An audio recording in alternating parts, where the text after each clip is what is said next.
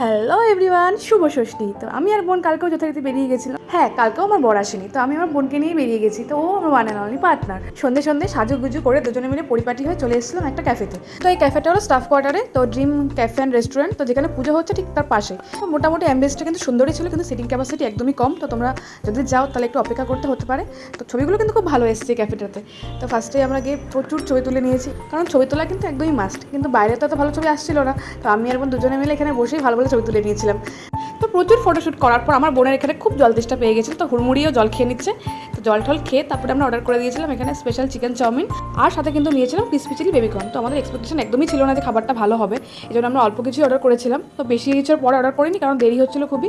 কিন্তু সত্যি কথা বলতে চাউমিনটা খুবই ভালো ছিল, আর ক্রিসপি চিলি বেবিকর্নটা ওটাও খুব ভালো ছিল। তো রেট অনুযায়ী খুবই সুন্দর কোয়ালিটি, আর কোয়ান্টিটিটাও অনেকটা বেশি, কারণ আমরা দুজনে মিলে একা কি শেষ করতে পারছিলাম না। তো তোমরা যদি স্টাফ কোয়ার্টারে ঠাকুর দেখতে যাও তো এই ক্যাফেটাতে ভিজিট করতেই পারো। তারপর আমরা খাওয়া দাওয়া শেষ করে চলে আসি সেবাশ্রম ক্লাবে। তো এই ক্লাবে ঠাকুরটা দেখা আমাদের বাকি ছিল।